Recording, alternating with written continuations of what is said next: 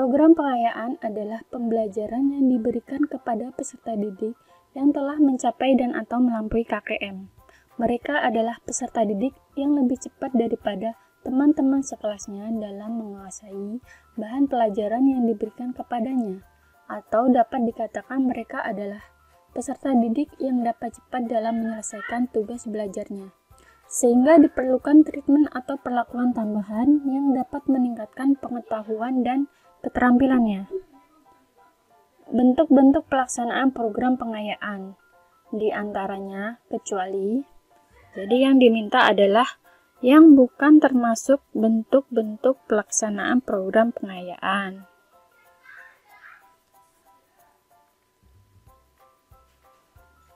Yang A, menugaskan peserta didik membaca materi pokok dalam kompetensi dasar selanjutnya. Termasuk ya, memfasilitasi peserta didik melakukan percobaan-percobaan, soal latihan, menganalisa gambar, dan sebagainya. Ya, betul. C, membuat rangkuman materi kompetensi dasar yang sudah tuntas. Membuat rangkuman, kita simpan dulu. D, memberikan bahan bacaan untuk didiskusikan guna menambah wawasan para peserta didik. Termasuk E, membantu peserta didik lain atau teman yang belum mencapai standar ketuntasan belajar minimum. Jawabannya adalah yang C, membuat rangkuman materi dasar yang sudah tuntas. Kenapa tidak termasuk merangkum itu?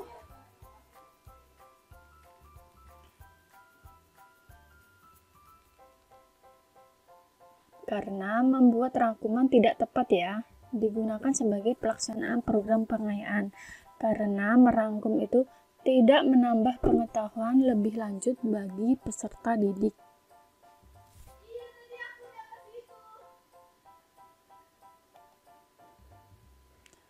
Program pengayaan adalah pembelajaran yang diberikan kepada peserta didik yang telah dan atau melampaui KKM. Mereka adalah peserta didik yang lebih cepat daripada teman-teman sekelasnya dalam menguasai bahan pelajaran yang diberikan kepadanya. Atau dapat dikatakan mereka adalah peserta didik yang dapat cepat dalam menyelesaikan tugas belajarnya.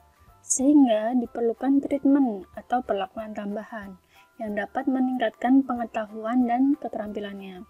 Pernyataan berikut yang tidak tepat mengenai program pengayaan adalah yang tidak termasuk. A. Fokus pengayaan adalah pendalaman dan penguasaan dari kompetensi yang dipelajari. Betul. B. Pengayaan biasanya diberikan segera setelah peserta didik diketahui telah mencapai KKM berdasarkan hasil penelitian harian. Betul ya. C. Pembelajaran pengayaan biasanya hanya diberikan satu kali, tidak berulang kali. Ya, pengayaan diberikan hanya satu kali saja. D. Pembelajaran pengayaan umumnya tidak diakhiri dengan penilaian. Betul ya, pengayaan itu fungsinya hanya menambah. E. Pembelajaran pengayaan bisa dipilih sendiri oleh peserta didik atau tidak. Nah, jawabannya yang bukan termasuk program pengayaan. Jawabannya adalah yang E. Pembelajaran pengayaan bisa dipilih sendiri oleh peserta didik atau tidak. Jadi, program pengayaan adalah pembelajaran yang diberikan kepada peserta didik yang telah mencapai dan atau melampaui KKM. Mereka adalah peserta didik yang lebih cepat daripada teman-teman sekelasnya dalam menguasai bahan pelajaran yang diberikan kepadanya. Atau dapat dikatakan mereka adalah peserta didik yang dapat cepat dalam menyelesaikan tugas belajarnya, sehingga diperlukan treatment atau perlakuan tambahan yang dapat meningkatkan pengetahuan dan keterampilannya. Perlu dipahami bahwa program pengayaan dapat diselenggarakan dengan baik jika dibuat perencanaan pengajaran yang baik. Pelaksanaan pengajaran dan evaluasi dilakukan dengan baik, dan tentunya mendapat dukungan dari semua pihak, antara lain kerjasama dari orang tua atau wali murid, unsur-unsur lain yang terlibat dalam perancangan pengajaran pengayaan yang perlu ada dan harus diperhatikan adalah peserta didik, guru, media, metode, materi, serta waktu pelaksanaan. Semua itu perlu diperhatikan dengan tujuan pengajaran pengayaan dapat berjalan dengan baik dan lancar. Fokus pengayaan adalah pendalaman dan perluasan dari kompetensi yang dipelajari. Pengayaan biasanya diberikan segera setelah peserta didik diketahui telah mencapai KKM berdasarkan hasil penilaian harian. Pembelajaran pengayaan biasanya hanya diberikan satu kali, tidak berulang kali ya. Pembelajaran pengayaan umumnya tidak diakhiri dengan penilaian. Jadi hal ini berbeda perlakuannya dengan remedial. Penentu peserta didik bisa mendapat program pengayaan atau tidak adalah guru ya. Jadi yang menentukan adalah guru, bukan peserta didik oleh 10 peserta tes. B. Lebih banyak dipilih oleh kelompok bawah. C. Memuat pertanyaan HOTS. D. Soal tidak dijawab oleh 30% peserta tes. Yang E. Dijawab benar oleh 50 peserta tes. Jadi, distraktor berfungsi jika B. Lebih banyak dipilih oleh kelompok bawah.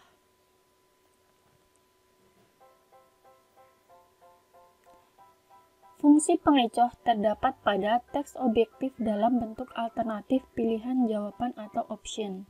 Pilihan jawaban dalam tes objektif berkisar antara 3-5 buah.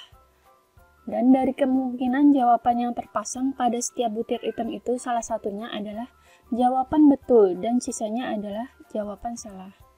Jawaban salah dikenal dengan istilah pengecoh atau distraktor. Butir soal yang baik, pengecohnya akan dipilih secara merata oleh peserta didik atau tester yang menjawab salah.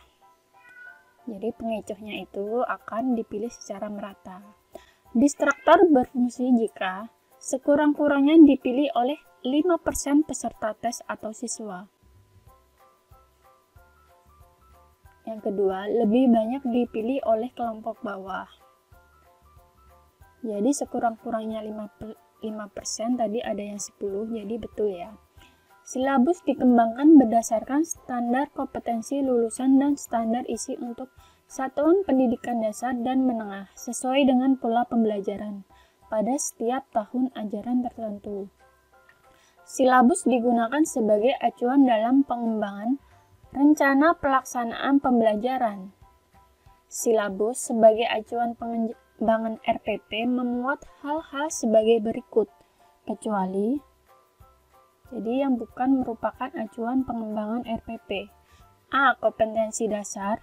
B. Materi pembelajaran. C. Kegiatan pembelajaran. D. Sumber belajar.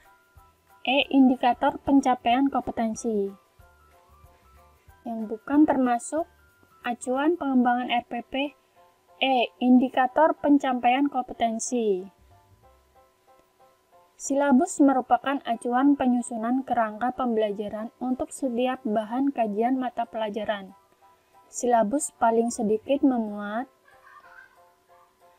identitas mata pelajaran. Identitas sekolah meliputi nama satuan pendidikan dan juga kelasnya.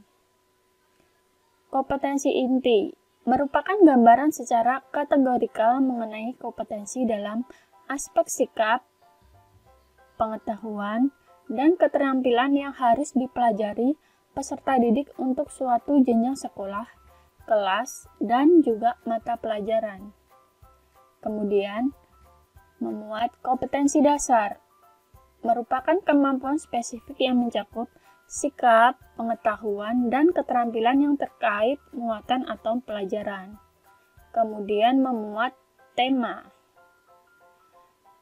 Yang keenam adalah memuat materi pokok, memuat fakta, konsep, prinsip, dan prosedur yang relevan, dan ditulis dalam bentuk-bentuk butir-butir sesuai dengan rumusan indikator pencapaian kompetensi. Yang ketujuh adalah pembelajaran, yaitu kegiatan yang dilakukan oleh pendidik dan peserta didik untuk mencapai kompetensi yang diharapkan. Kemudian, harus memuat penilaian, merupakan proses pengumpulan dan pengolahan informasi untuk menentukan pencapaian hasil belajar peserta didik.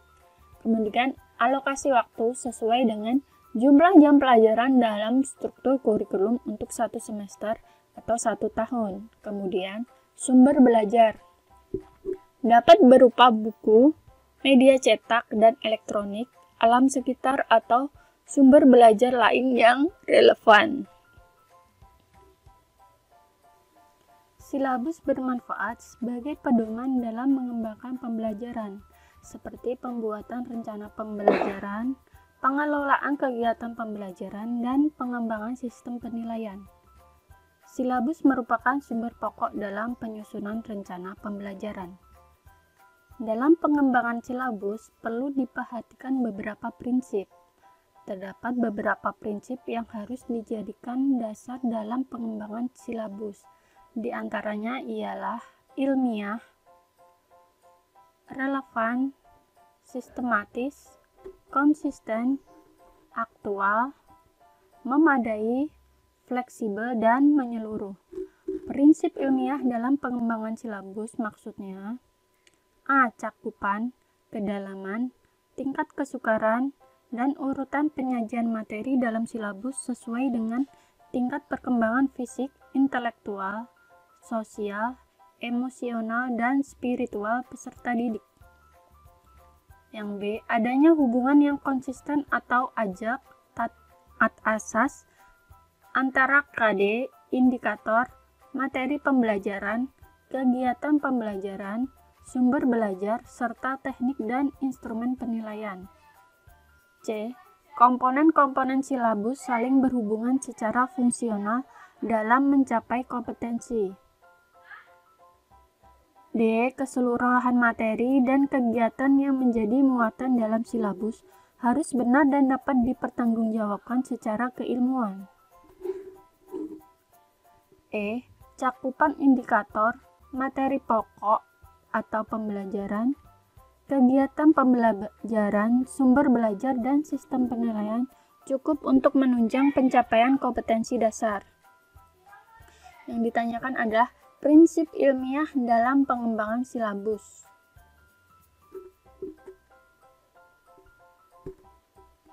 Jawabannya adalah D.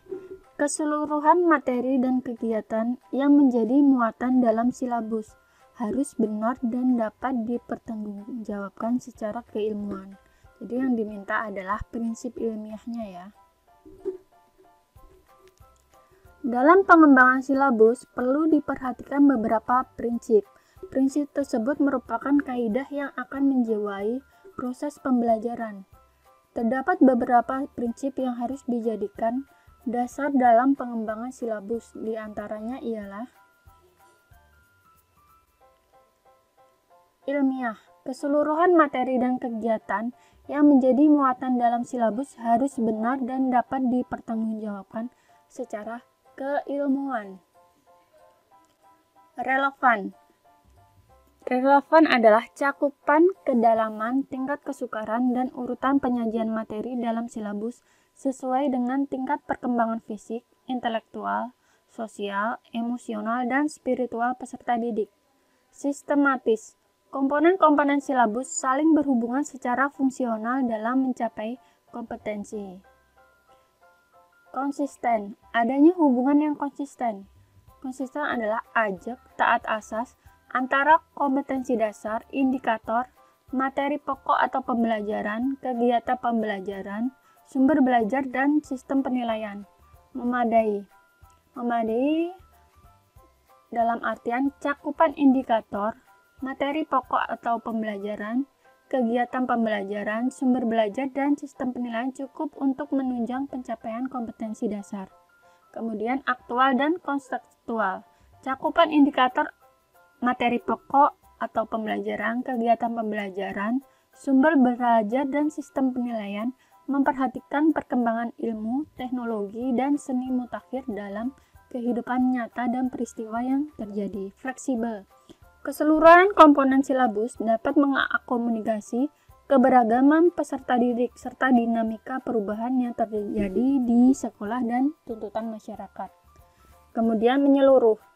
Artinya adalah komponen silabus mencakup keseluruhan ranah kompetensi, yakni kognitif, afektif, Dalam merancang silabus, alokasi waktu perlu diperhatikan. Alokasi waktu adalah jumlah waktu yang dibutuhkan untuk mencapai ketercapaian suatu kompetensi dasar tertentu. Untuk menentukan alokasi waktu tiap kompetensi dasar, hal yang tidak perlu diperhatikan adalah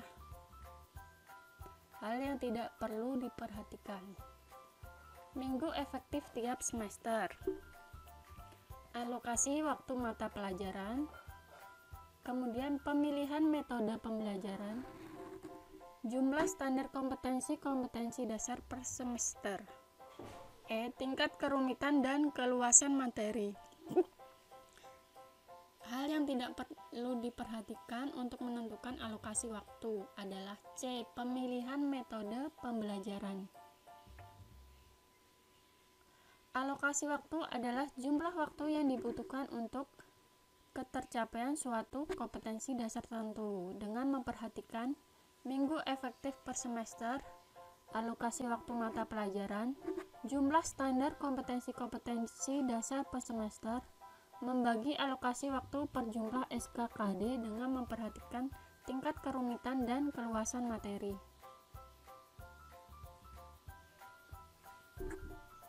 Penilaian dilaksanakan melalui 3 pendekatan, yaitu Assessment of Learning, penilaian akhir pembelajaran, Assessment for Learning, penilaian untuk pembelajaran, Assessment as Learning, penilaian sebagai pembelajaran. Berikut ini pernyataan yang tepat mengenai pendekatan penilaian adalah: Assessment of Learning merupakan penilaian yang dilaksanakan saat proses pembelajaran. Salah ya. Ulangan akhir semester, ujian sekolah, dan ujian nasional merupakan contoh Assessment of Learning.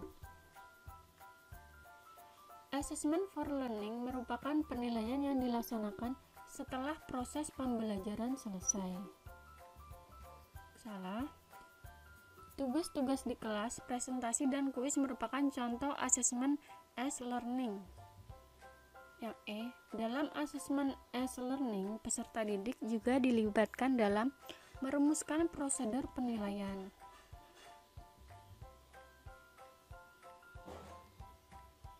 Jadi jawabannya yang betul adalah yang E ya. Dalam Assessment as Learning, peserta didik juga dapat dilibatkan dalam merumuskan prosedur penilaian. Assessment as Learning, penilaian sebagai pembelajaran. Penilaian dilaksanakan melalui 3 pendekatan, yaitu Assessment of Learning, penilaian akhir pembelajaran, Assessment for Learning, penilaian untuk pembelajaran, dan Assessment as Learning, penilaian sebagai pembelajaran. Assessment of Learning merupakan penilaian yang dilaksanakan setelah proses pembelajaran selesai. Penilaian ini dimaksudkan untuk mengetahui pencapaian hasil belajar setelah peserta didik selesai mengikuti proses pembelajaran. Sebagai contoh adalah berbagai bentuk penilaian sumatif seperti ulangan akhir semester, ujian sekolah, dan ujian nasional.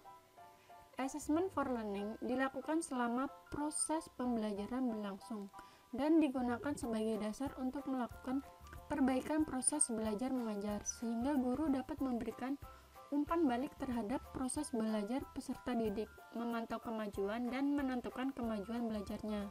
Dan bagi guru